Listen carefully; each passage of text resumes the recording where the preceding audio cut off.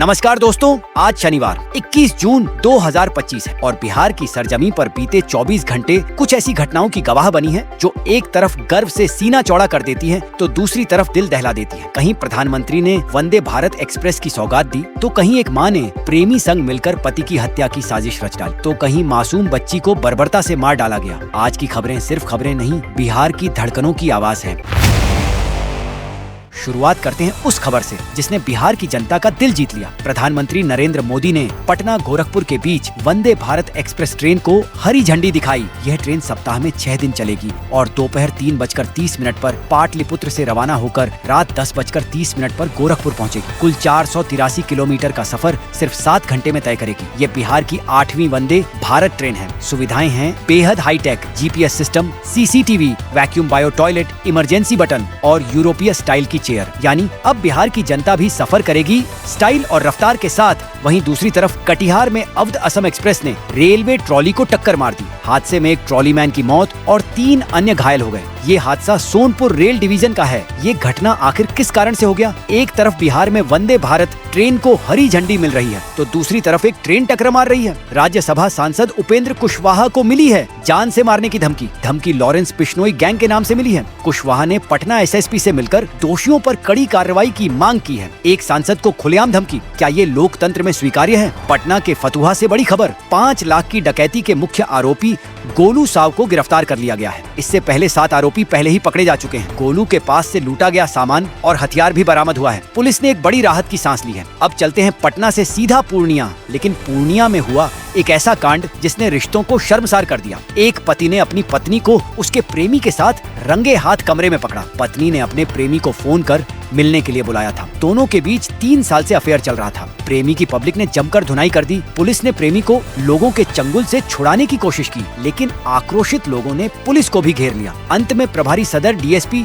कौशल किशोर कमल के साथ भारी पुलिस बल ने प्रेमी को भीड़ से बाहर निकाला। प्रेमी गंभीर रूप से घायल हो गया और पूर्णिया GMCH में इलाज के लिए भर्ती कराया गया। थानाध्यक्ष ने कहा कि अब तक कोई आवेदन नहीं मिला है और आवेदन मिलने पर आगे की कार्रवाई की जाएगी। इसी घटना के संबंध में स्थानीय विजेंद्र हेम्ब्रम ने बताया कि लोटो टोला की रहने वाली 35 वर्षीय शादीशुदा सोनी देवी से चूनापुर के रहने वाले 32 वर्षीय मोहम्मद कुर्बान का अफेयर चल रहा था। सोनी देवी के पति राजेश राशि जो 42 वर्ष के हैं, उनकी शादी 18 साल पहले हुई थी जब सोनी देवी 17 साल की थी और राजेश राशि 24 साल के थे और इनके 2 बच्चे हैं। इसी साल एक बेटी की शादी होने वाली है। इसके बाद भी महिला अपने पति को धोखा दे रही थी। सोनी देवी और मोहम्मद कुर्बान दोनों 3 साल पहले बाजार में एक दूसरे से मिले थे। इसी के बाद दोस्ती प्यार में बदली और फिर प्यार इस मोड़ पर आ गई। वाल्मीकि टाइगर रिजर्व से आई है दिल को सुकून देने वाली तस्वीर। एक तेंदुआ पेड़ पर सुस्ता रहा था और एक भालू धूप में लेटा था। अब यहाँ बाघों की संख्या 60 के करीब, तेंदुओं की 150 और भालुओं की करीब 400 हो चुकी है। बिहार में वन्य जीवन की वापसी हो रही है और वो भी पूरे शान से। दोस्तों, अगर अब तक आपको ये खबरें झकोर रही हैं, तो चैनल को जरूर सब्सक्राइब करिए ताकि आप हर दिन बिहार की सच्ची और सबसे बड़ी खबर सबसे पहले पा सकें। अब सुनिए वो खबर जिसने पूरे बिहार को हिलाकर रख दिया। किशनगंज में ससुर और देवर ने मिलकर एक विधवा और उसकी 1.5 साल की मासूम बेटी की हत्या कर दी। क्या आप सोच सकते हैं? एक मासूम बच्ची सिर्फ इसलिए मारी गई क्योंकि उसकी माँ ने देवर से शादी करने से मना कर दिया था। ये हत्या नहीं, हैवानियत है और ऐसे लोगों के लिए कोई माफी नहीं होनी चाहिए। पुलिस ने दोनों आरोपियों को गिरफ्तार कर लिया है। पटना में एक पत्नी ने प्रेमी और शूटर के साथ मिलकर अपने पति की हत्या की साजिश रची। प्रेमी ने शूटर को 20,000 में हायर किया था। पुलिस ने चारों को गिरफ्तार कर लिया है। रिश्तों की दुनिया में ये किस हद तक गिरावट है? समस्तीपुर से आई है एक बेहद दर्दनाक खबर। एक महिला की मौत सिर्फ इसलिए हो गई क्योंकि उसे गलत इंजेक्शन लगा दिया गया। कंपाउंडर विमलेश कुमार को बुलाया गया था जिसने खुशबू कुमारी को सर्दी खांसी में इंजेक्शन दिया और उसकी तबीयत बिगड़ गई। अस्पताल पहुंचने से पहले ही उसकी मौत हो गई। लेकिन सवाल यही है, कब तक गांव की मासूम जनता ऐसे झोला छापों की भेंट चढ़ती रहेगी? और पटना में एक बार फिर सबके चहेते खान सर छा गए।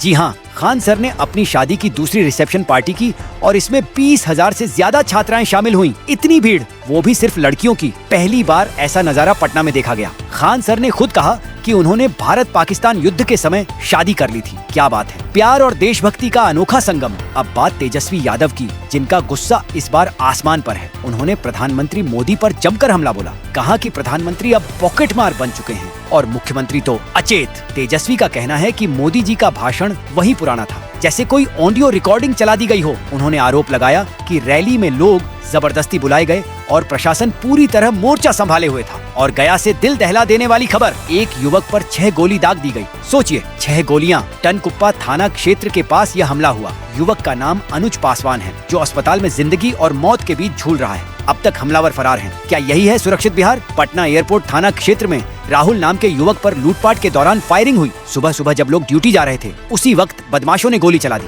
डॉग स्क्वाड FSL टीम जांच में जुटी है, लेकिन अब तक कोई गिरफ्त में नहीं आया है। ऐसे में जनता कैसे माने कि राजधानी सुरक्षित है? अब बारी है उस चौंकाने वाली तस्वीर की, जो सोशल मीडिया पर वायरल हो गई। बेगूसराय में एक युवक थाना इंचार्ज की कुर्सी पर बैठकर रील बना रहा था। जी हाँ, थाना के ऑफिस में घूम घूम कर वीडियो बना रहा था। और पुलिस क्या कर रही थी, ये सवाल तो बनता है। हालांकि अब आरोपी को गिरफ्तार कर लिया गया है। नालंदा में लोकायन नदी के जलस्तर में वृद्धि के चलते 3 ब्लॉक बांट जैसी स्थिति में आ गए हैं। 73,000 क्यूसेक पानी छोड़ा गया है, जिससे एकंगरसराय प्रखंड के मंडाच पंचायत के बेलदारी बीघा गांव का रोड बह गया है। हालात चिंताजनक हैं। दानापुर में शुक्रवार की सुबह एक फास्ट फूड दुकान में लगी भीषण आग ने 3 और दुकानों को भी चपेट में ले लिया। 6 दमकल गाड़ियों की मदद से आग पर काबू पाया गया। नुकसान करीब 5 लाख रुपए का बताया गया है। पटना में एक नाबालिग लड़की की मां ने सुप्रीम कोर्ट में बताया कि टीबी और आर्थिक तंगी के चलते उन्होंने बेटी की शादी सिर्फ 16.5 साल की उम्र में कर दी थी। बेटी ने इसे बाल विवाह मानते हुए कोर्ट में इसे रद्द करने की मांग की है। अब चलिए सीवान की ओर, जहां प्रधानमंत्री नरेंद्र मोदी ने 35 मिनट का भाषण देकर